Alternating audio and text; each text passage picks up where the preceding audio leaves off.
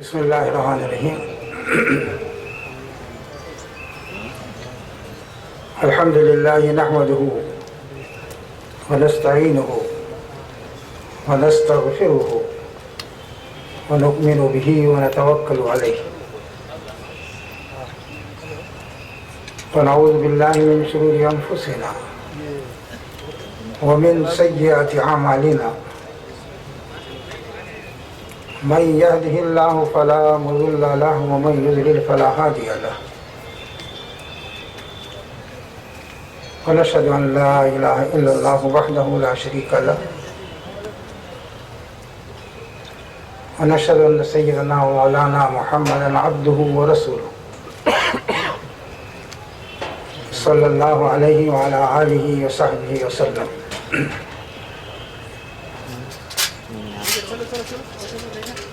اما بعد اعوذ باللہ من الشیطان الرجیم ان الدین عند اللہ الاسلام.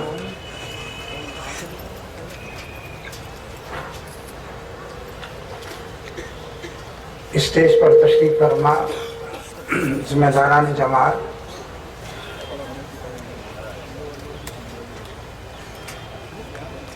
محترم خواتین،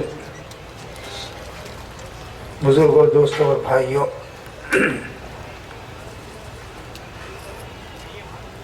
میں آپ سب کا اس عظیم کانفرنس میں تہہ دل سے خیر مقدم کرتا ہوں. اللہ تعالیٰ سے دعا ہے کہ جس مقصد کے لیے یہ کانفرنس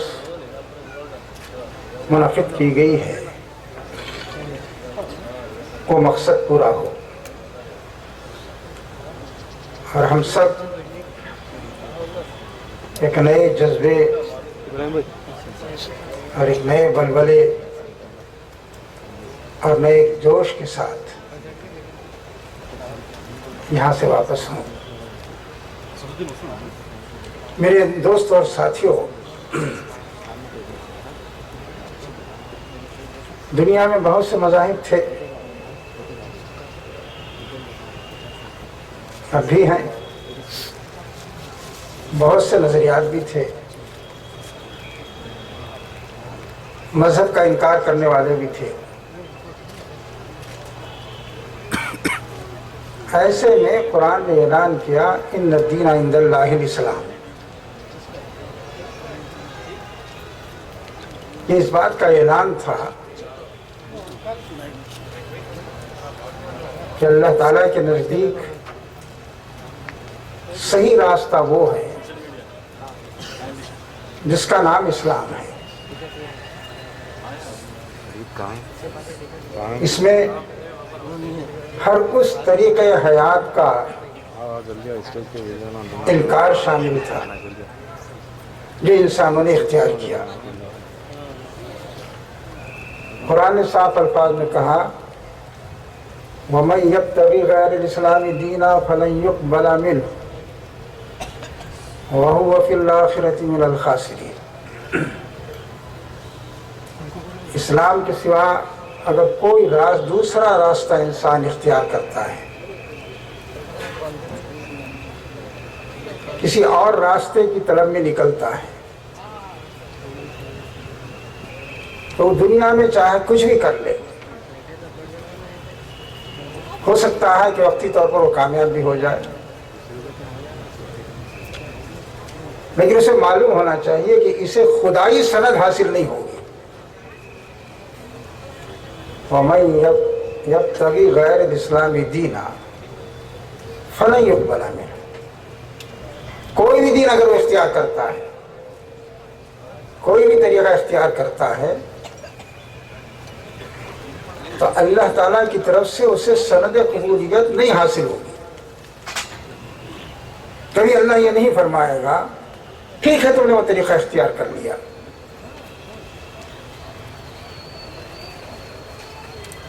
اس پر بھی عمل ہو سکتا تھا، اس لیے کہ اس نے تو ایک متعین راستہ بتا دیا ہے، اسی پر عمل ہونا چاہیے. اور اسی کی بنیاد پر انسان کی آخرت کی کامیابی یا ناکامی کا فیصلہ ہوگا۔ اس لیے فرمایا آدمی اگر کوئی دوسرا راستہ اختیار کرتا ہے تو اللہ تعالیٰ اسے قبول نہیں کرے گا اور آخرت میں وہ ناکام ہوگا۔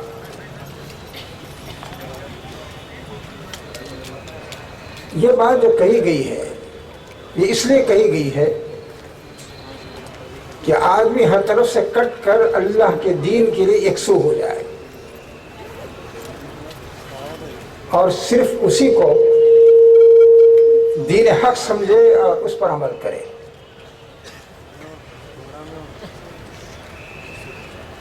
اسلام نے یہ بھی ثابت کر دیا کہ اسی سے دنیا اور آخرت کی کامیابی وابستہ ہے۔ میرے دوست اور ساتھیوں، محترم بہنوں، عزیز طالبات، اگر آپ دنیا کی تاریخ کے اوراق پلٹتے جائیں، ایک ایک صفحہ اس کا الٹتے جائیں، تو 1450 سال پہلے کی تاریخ پر پہنچ کر آپ کو لازماً رکنا پڑے گا۔ آپ دیکھیں گے کہ ایک نئی دنیا تعمیر ہوئی ہے، ایک نیا انسان وجود میں آیا ہے اور نئی اخلاقیات وجود میں آئی ہیں، نئی تہذیب اور معاشرت وجود میں آئی ہے، معیشت کے نئے اصول سامنے آئے ہیں، سیاست کا ایک نیا ڈھنگ وجود میں آیا ہے، اور اس کی وجہ سے پوری دنیا میں بہار آ گئی، عقیدے کی بہار، فکر کی بہار، اخلاق کی بہار، تہذیب کی بہار، معاشرت کی بہار۔ آدمی تاریخ پڑھتے ہوئے ان اوراق کو کبھی نظر انداز نہیں کر سکتا۔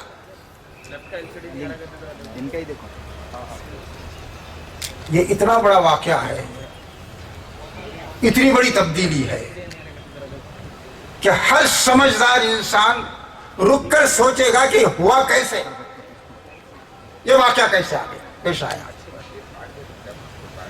دنیا تو کسی اور راستے پہ جا رہی تھی، قرآن کے الفاظ میں اندھیروں میں بھٹک رہی تھی اور اس سے نکالنا تھا۔ کتاب انزلناہ الیک لتخرج الناس من الظلمات الی النور، اے پیغمبر، یہ کتاب ہم نے آپ کو دی ہے تاکہ آپ دنیا کو ظلمتوں سے، ظلمت سے نہیں ظلمتوں سے، کس کی ظلمت کا ذکر کیا جائے؟ عقیدہ اور فکر سے لے کر پوری زندگی میں ظلمت ہی ظلمت تھی۔ کہا کہ یہ چاروں طرف جو تاریکی چھائی ہوئی ہے اس سے آپ نکالیں اور روشنی میں پہنچائیں۔ یہ کتاب اس لیے آئی ہے۔ تو میرے دوست اور ساتھیوں، اس بہار کو دیکھنے کے بعد فطری طور پر انسان کے دل میں یہ خواہش ابھرتی ہے، اور نہیں ابھرتی ہے تو ابھرنا چاہیے کہ کاش آج کی خزاں رسیدہ دنیا میں پھر یہ بہار آ جائے، کاش پھر یہ بہار آئے، کاش یہ بہار پھر آئے۔ آدمی کو تڑپ اٹھنا چاہیے۔ وہ انسان نہیں، جانور ہے، اس کے دل میں، اس کے سینے میں دل نہیں پتھر ہے۔ جو اس تڑپ سے خالی ہو، جبکہ دنیا دیکھ رہی ہے کہ ہر طرف فضا ہی فضا ہے، دنیا اجڑ گئی ہے۔ اور کبھی اس میں بہار بھی آئی تھی، کیوں نہیں ذہن جاتا کہ پھر وہ بہار آئے؟ وہ کیسا انسان ہوگا جو یہ سوچے گا کہ وہ بہار نہ آئے؟ بعض لوگ کہتے ہیں کہ وہ بہار آئی تھی، اپنے وقت پر آئی تھی، اب نہیں آ سکتی۔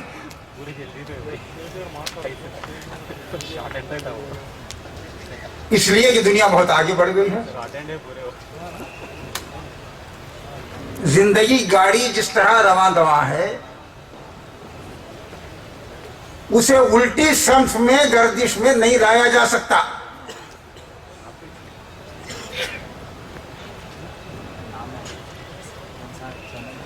یہ جو چکر اس کا چلا ہے، اب یہ اس کا امکان نہیں رہا کہ اس گردش کو بدل دیا جائے۔ اور جو چیز 1400-1500 سال پہلے بہتر تھی، ضروری نہیں کہ آج وہ بہتر ہو۔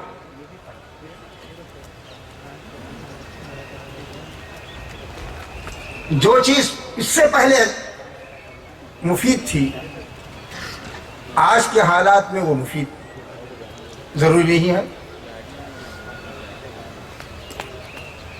اور اگر کوئی چیز پہلے قابل عمل تھی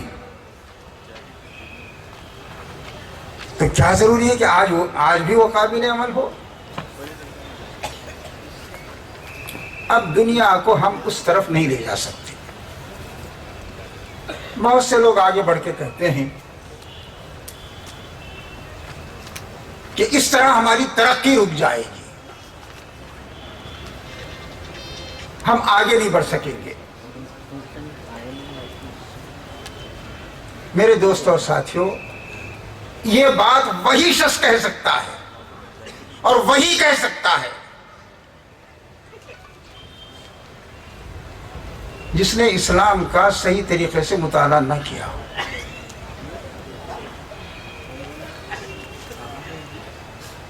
جس طرح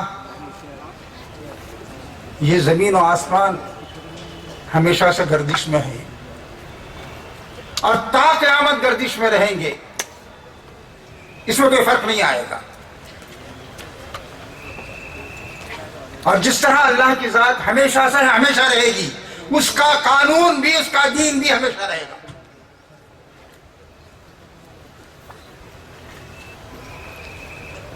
سورج اور چاند کے نظام کو آپ بدل نہیں سکتے، سیاروں کی گردش کو بدل نہیں سکتے، اللہ کے قوانین کو بدل نہیں سکتے، تو اس کے دین کو بھی نہیں بدل سکتے۔ وہ آج بھی دنیا کو روشنی فراہم کر سکتا ہے اور فراہم کرے گا۔ میرے دوستوں اور ساتھیوں، اس دین نے کیا دیا اور آج کیا دے سکتا ہے؟ اس نے پہلی چیز یہ دی، اس نے کہا کہ دنیا میں سوائے یہ خدا کا کہ کوئی دوسرا خدا نہیں ہے۔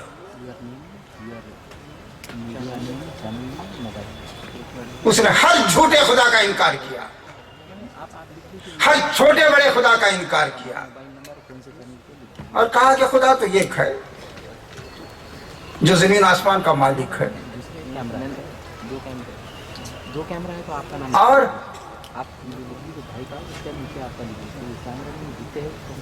پوری دنیا پر جس کی حکومت ہے۔ کیا کوئی شخص کہہ سکتا ہے کہ یہ بات 1500 سال پہلے ہی صحیح تھی، آج صحیح نہیں ہے؟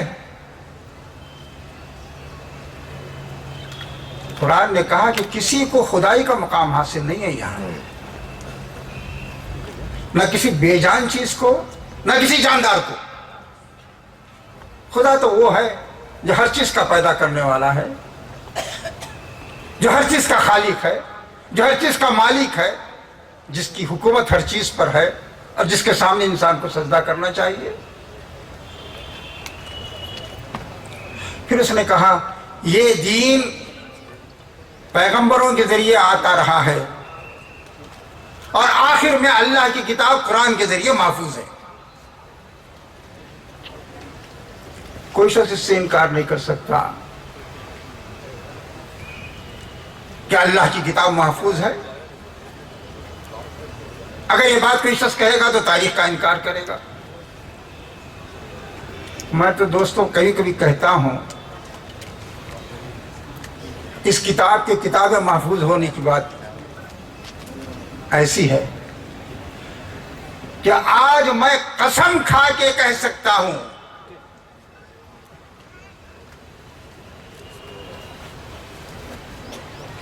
کہ جو قرآن میں پڑھ رہا ہوں یہ وہی ہے جو محمد عربی صلی اللہ علیہ وسلم پر، جن پر ہماری جانیں ہزار بار نثار ہوں، نازل ہوا، جو آپ کی زبان مبارک سے سنا گیا۔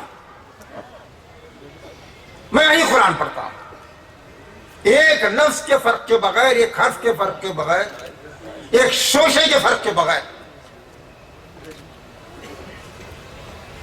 قرآن نے کہا یہ بات جو کہی جا رہی ہے اس سے کوئی انکار نہیں کر سکتا، لیکن اس کے باوجود اللہ اس کے ماننے پر کسی کو مجبور نہیں کرے گا۔ لوگ کہتے ہیں کہ بھئی انسان کو آزادی ہونی چاہیے۔ قرآن نے کہا کہ اس آزادی کا ہم احترام کرتے ہیں۔ سب سے بڑی حقیقت یہ ہے کہ خدا ہے، سب سے بڑی حقیقت یہ ہے کہ قرآن کی شکل میں وہ محفوظ ہے اللہ کا دین،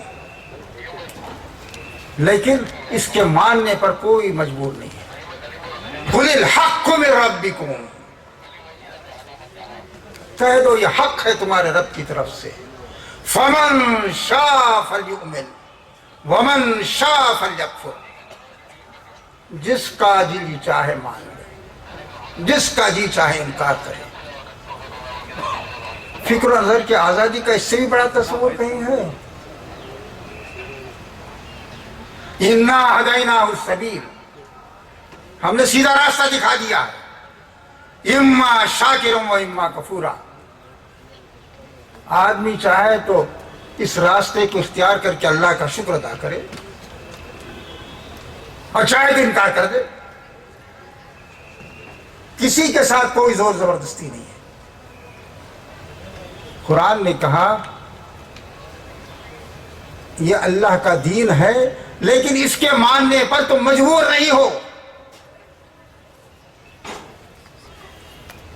بلکہ تمہارا امتحان اسی میں ہے کہ تم مانتے ہو یا نہیں مانتے ہو۔ آزادی فکر و نظر کی دعوے کے ساتھ قرآن نے یہ بات پیش کی۔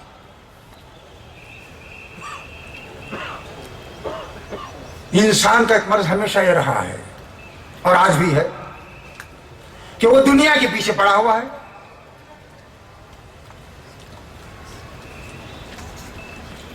انسان کی خواہشات ہیں، وہ خواہشات بھی ہیں جو ہر جاندار میں ہر جانور میں ہوتی ہیں۔ اس کے علاوہ بھی کچھ جذبات ہیں اس کے۔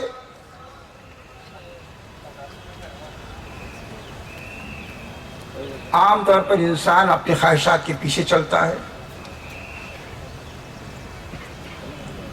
اور دنیا سمیٹنے کی فکر کرتا ہے۔ آپ دیکھیں گے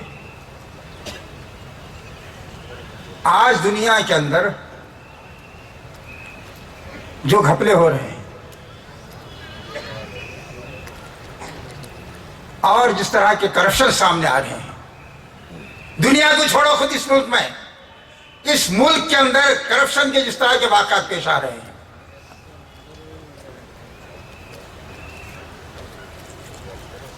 ہزاروں لاکھوں کروڑوں کے گھپلے سامنے آ رہے ہیں۔ یہ انسان کی ضرورت نہیں ہے، اس میں سے 10واں حصہ بھی اگر انسان کو مل جائے، جتنے بڑے گھپلے آ رہے ہیں، سامنے آ رہے ہیں، تب بھی وہ بھی آرام سے زندگی گزار سکتا ہے، اس کا خاندان آرام سے زندگی گزار سکتا ہے، پشتہ پشت تک آرام سے رہ سکتا ہے۔ لیکن دولت سمیٹنے کی تمنا ہے، دولت آ جائے میرے پاس، وہ حقیقی ضرورت کے تحت نہیں کر رہا ہے، بلکہ ایک ہوس ہے کہ میرے پاس پیسہ ہو، دوسرے سے زیادہ ہو۔ قرآن نے کہا یاد رکھو غلط طریقے سے جو دولت آئے گی اللہ کو جواب دینا ہوگا۔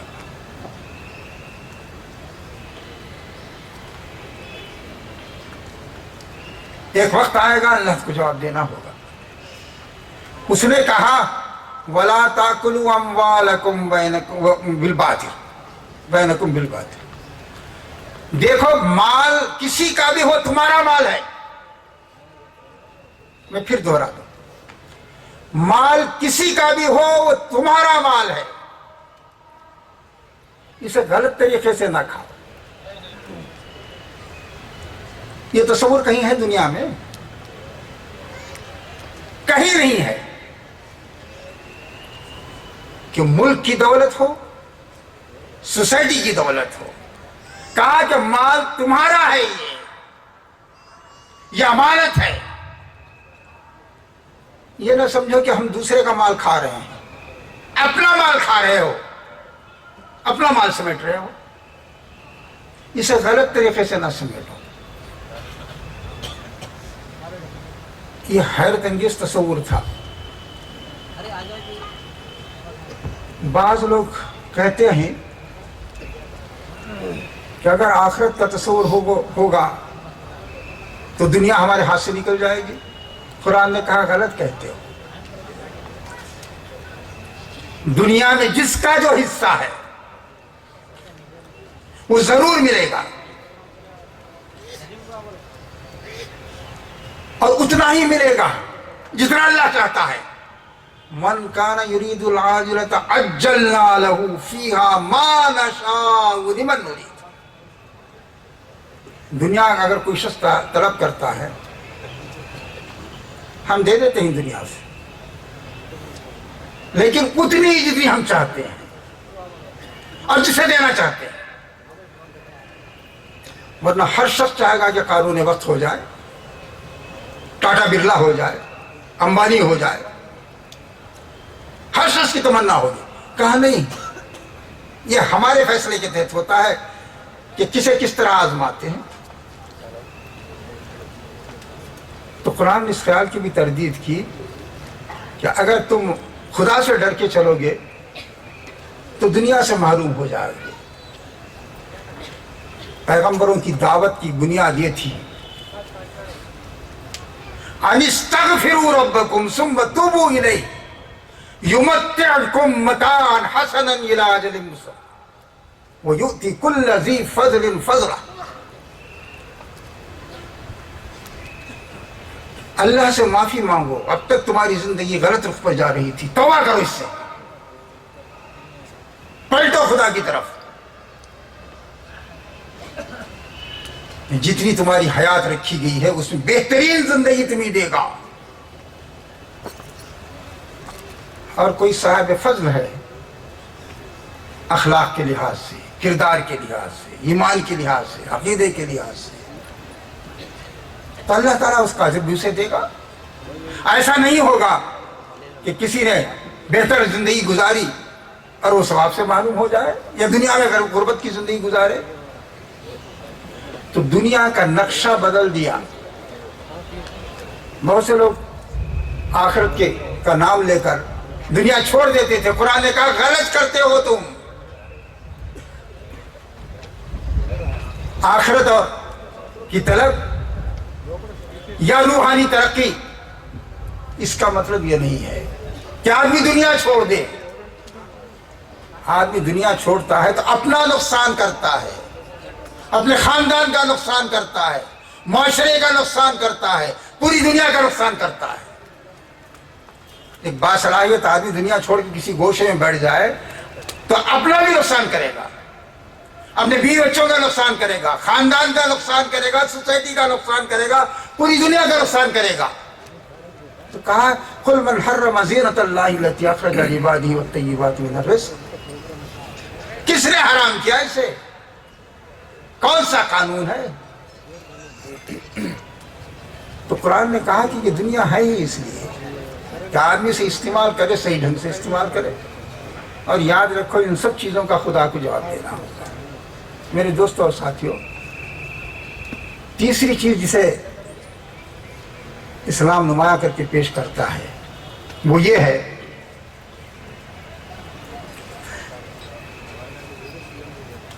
انسانوں کے درمیان اخلاق، شرافت اور ہمدردی اور انسانیت کا پہلو۔ وہ کہتا ہے کہ انسان ہے تو اسے با اخلاق ہونا چاہیے، با کردار ہونا چاہیے، اس پر لوگوں کو اعتماد کرنا چاہیے۔ قرآن نے یہ ایک بات کو لے کے کہا، اس دنیا میں راست بازی ہو،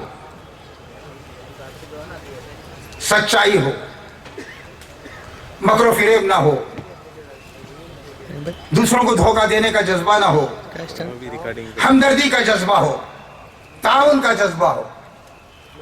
میرے دوست اور ساتھیوں، دنیا معلوم نہیں کیا کیا سوچتی ہے، کیا کیا سوچتی ہے، لیکن یہ سبق نہیں پڑھایا جاتا کہ یہ دنیا لوٹنے کے لیے نہیں، ظلم و زیادتی کے لیے نہیں، بلکہ اس لیے ہے کہ انسان اس سے دوسروں کی خدمت کرے۔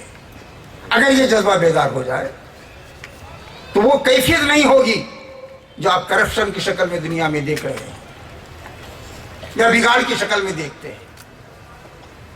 قرآن نے کہا یہاں با اخلاق زندگی گزارو، اور انہی کی عزت ہونی چاہیے جو با اخلاق زندگی گزارتے ہیں۔ آج ہر طرف آوارگی کا ذکر ہے۔ چند دن پہلے دلی میں جو واقعہ ہوا، آپ دیکھتے ہیں کہ پورے ملک پر وہ چھایا ہوا ہے۔ خدا جانے ایسے سینکڑوں واقعات ہو چکے ہیں۔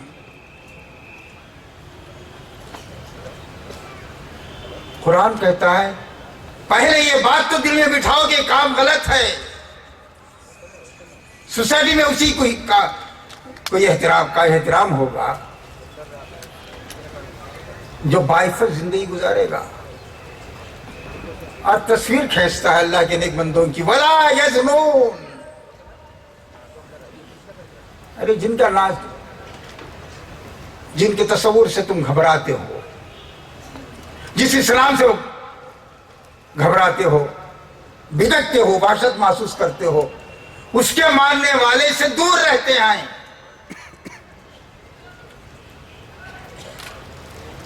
وَالَّذِينَ هُمْ لِفُرُوجِهِمْ حَافِظُونَ، وہ تو نگرانی کرتے ہیں کہ یہ جذبہ غلط رخ نہ اختیار کرے، وہ چوکیدار بن کے رہتے ہیں، وہ گارڈ بن کے رہتے ہیں کہ بھٹک نہ جائے یہ جذبہ، حفاظت کرتے ہیں۔ ایسے انسان پیدا کرو، یہ چیزیں خود بخود ختم ہوں گی۔ میرے دوست اور ساتھیوں، یہ بات ہمارے کریکولم سے ختم ہو گئی، ہماری تعلیم سے ختم ہو گئی، ہماری سماجی کوششوں سے ختم ہو گئی کہ انسان کو اخلاق کا پابند ہونا چاہیے، کردار کا پابند ہونا چاہیے۔ اسلام نے کہا قانون بناؤ، لیکن اس سے پہلے انسان کو اس کا پابند بناؤ۔ اور اگر انسان دوسرے کے ساتھ ہمدردی کا معاملہ کرے تو ممکن نہیں ہے کہ اس کے ساتھ ظلم کرے۔ جو شخص سچائی پر قائم ہو، صداقت اور راست بازی پر قائم ہو، وہ کسی کو دوسرا دھوکہ کیسے دے سکتا ہے؟ کہا کہ یہ کردار تم پیدا کرو تو تمہارے مسائل خود حل ہوں گے۔ اب قرآن نے یہ کردار پیدا کیا۔ میرے دوست اور ساتھیوں، وہاں تو صورتحال یہ تھی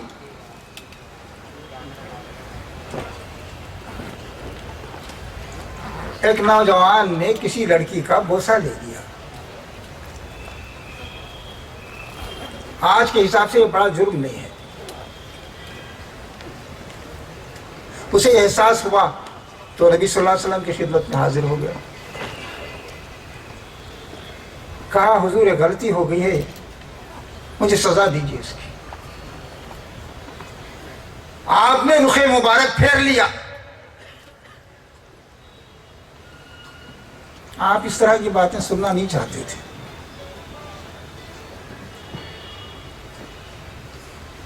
لیکن وہ اللہ کا بندہ تڑپ رہا تھا.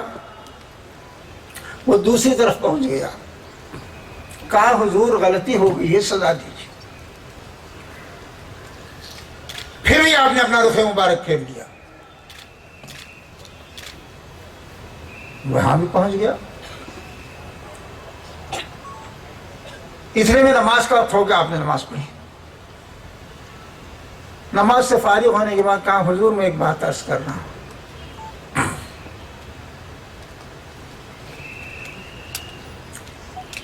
مجھ سے غلطی ہو گئی ہے, مجھے سزا دی.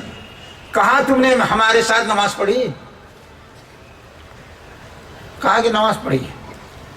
کہا کہ یہ تمہاری توبہ ہے, تمہارا تڑپنا, تمہارا بل بلانا, تمہارا اعتراف گناہ کرنا, پھر اللہ کے دربار میں پہنچنا, یہ تمہاری توبہ ہے. اللہ نے معاف کر دیا. جاؤ تمہیں. کیا کبھی کسی انسان میں آج کی سوسائٹی میں ایسا ہوتا ہے؟ کس طرح کی غلطی پر آدمی تڑپ اٹھے. کہا جاتا ہے کہ جب تک دست رازی نہ ہو نظر انداز کرنا چاہیے. ایک چھوٹے سے جرم پر یا غلطی پر کیا آج بھی انسان تڑپتا ہے؟ قرآن کہتا ہے کہ یہ جذبہ پیدا کرو, دیکھو غلط کام ختم ہو جائیں گے. وہ ماحول بنایا گیا. جس بہار کا ہم ذکر کر رہے ہیں اس بہار کا یہ حال تھا کہ پوری تاریخ میں واقعات ڈھونڈنے پڑتے آئے کہ کہاں یہ واقعہ ہوا, کب ہوا. یہاں تو سینکڑوں واقعات ایک شہر کے بتائے جاتے ہیں. وہ جسے ریپ کہا جاتا ہے, جس میں زیادتی ہوتی ہے, خوشی خوشی غلط کام کرنے والوں کا تو کوئی شمار ہی نہیں ہے. تو قرآن نے کہا وہ فضا پیدا کرو, دیکھو یہ ساری چیزیں ختم ہو جائیں گی. اس کے ساتھ اس نے کہا کہ اسلام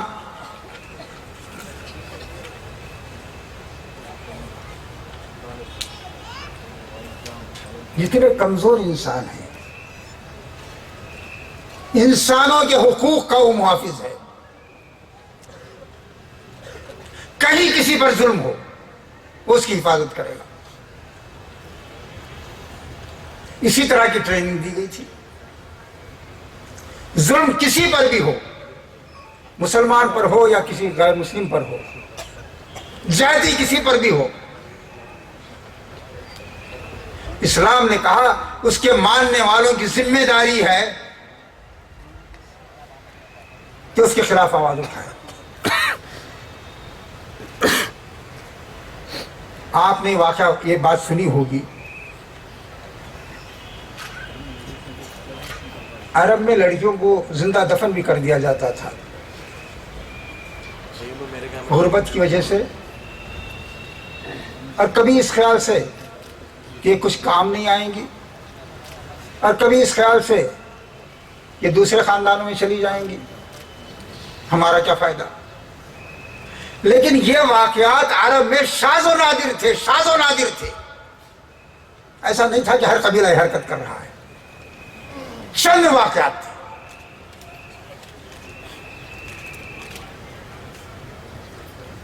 قرآن نے کہا وَإِذَا الْمَوْءُودَةُ سُئِلَتْ بِأَيِّ ذَنبٍ قُتِلَتْ. یاد رکھو وقت بھی آنے والا ہے جبکہ جس بچی کو دفن کیا گیا ہے اس سے پوچھا جائے گا کیا گناہ کیا تھا تو نے کہ تیرے ماں باپ نے تیرے ساتھ یہ حرکت کی. یہ بات جو قرآن مکے میں آئی, نازل ہوئی, جس وقت یہ آیتیں نازل ہوئی اس وقت مکے میں مسلمان شاید 50-60 رہے ہوں گے، اور ان کا یہ کیس نہیں تھا، ان کے درمیان یہ واقعہ نہیں ہو رہا تھا، نہیں ہو رہا تھا، کہیں ہو رہا تھا ایک آدھ واقعہ۔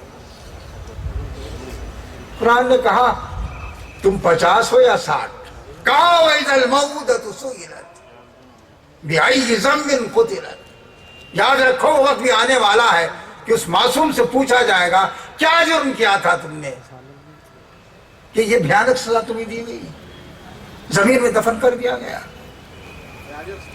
تو قرآن نے تعلیم دی کہ انسانوں کے حقوق کی حفاظت تمہاری ضروری ہے، تمہاری ذمہ داری ہے۔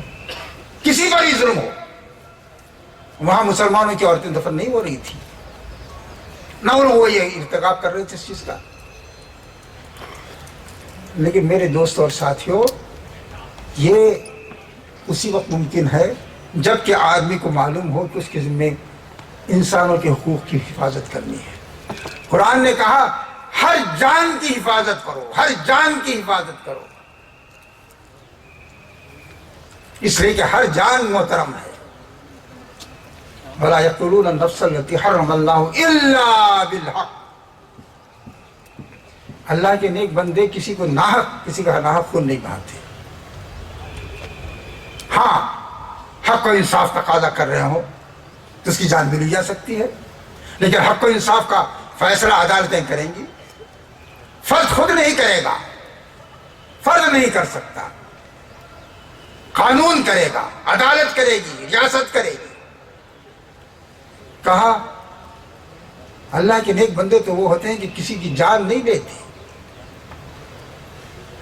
اور کوئی جان اگر کسی کی جان لے لی جائے تو قرآن نے کہا کہ جس کی جان لی گئی، مکے میں بات یہ کہی جا رہی ہے، مسلمانوں کے ہاتھ میں اقتدار نہیں تھا۔ وَمَنْ قُتِلَ مَظْلُومًا فَقَدْ جَعَلْنَا لِوَلِيِّهِ سُلْطَانًا فَلَا يُسْرِفْ فِي الْقَتْلِ إِنَّهُ كَانَ مَنْصُورًا، اگر کسی کو مظلومی کے ساتھ قتل کیا گیا ہے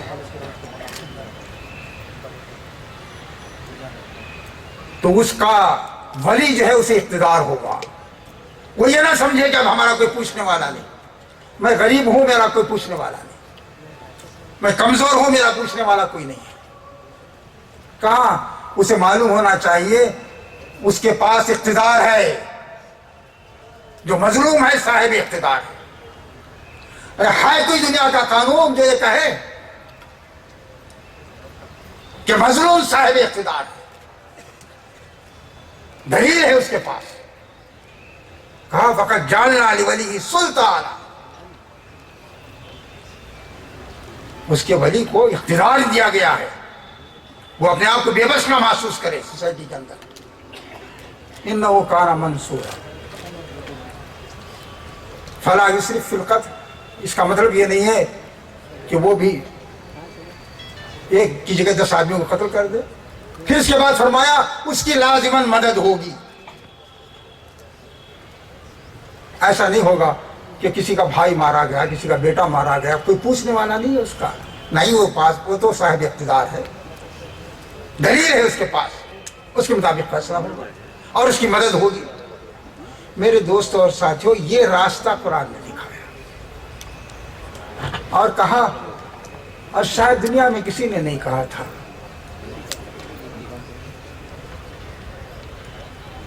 وَمَنْ قَتَلَ نَفْسًا بِغَيْرِ نَفْسٍ أَوْ فَسَادٍ فِي الْأَرْضِ فَكَأَنَّمَا قَتَلَ النَّاسَ جَمِيعًا، کسی نے کسی کا قتل نہیں کیا، نہ اس نے زمین میں فساد پھیلایا، ایسے کسی آدمی کو اگر کوئی شخص قتل کرتا ہے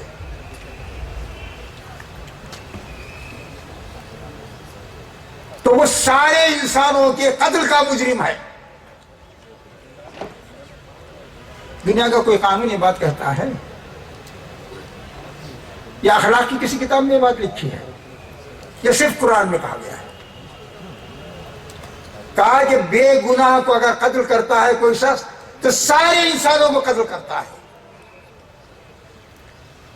کیوں کہا گیا؟ وہ بات کیوں کہی گئی جو کہیں کسی کتاب میں نہیں ہے، کسی دستور میں نہیں ہے؟ وہ اس لیے کہی گئی کہ وہ راستہ دکھا رہا ہے کہ بے گناہوں کو بھی قتل کیا جا سکتا ہے، اس لیے وہ نوع انسانی کے قتل کا مجرم ہے۔ قرآن کہتا ہے انسانوں کے حقوق کے علم بردار بن کے کھڑے ہو جائیے، اور یہ آپ کی ذمہ داری ہے۔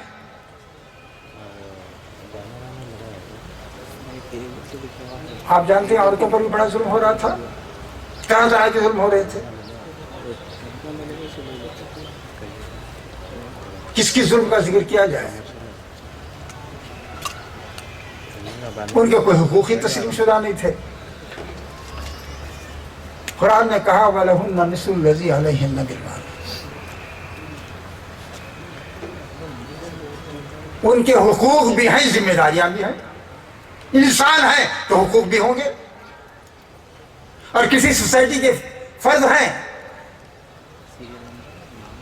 ذمہ داریاں حقوق بھی ہوں گے، ذمہ داریاں بھی ہوں گی، حقوق بھی ہوں گے۔ یہ جو تصور دیا کہ صرف ان پر حقوق ہی نہیں ہے یا ذمہ داریاں ہی نہیں ہیں کہ یہ کرو یہ کرو یہ کرو، ان کے حقوق بھی ہیں۔ حقوق اور ذمہ داریوں کا ایک ساتھ تصور دیا قرآن نے کہ ان کے لیے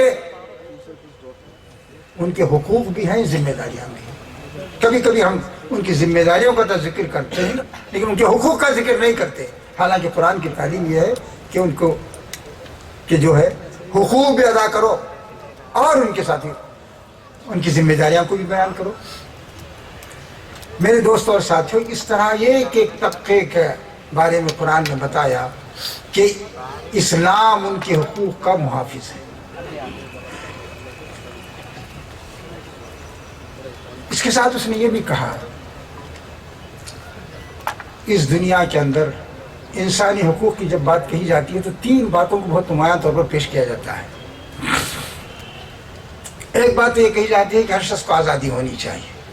میں نے کہا اسلام سب سے پہلے اس کا علمبردار ہے۔ دوسری بات یہ کہی جاتی ہے کہ سب کے درمیان برابری ہونا چاہیے۔ اسلام اسی کا قائل ہے، وہ ایک مرد یا کسی بھی انسان اور دوسرے انسان کے درمیان فرق نہیں کرتا۔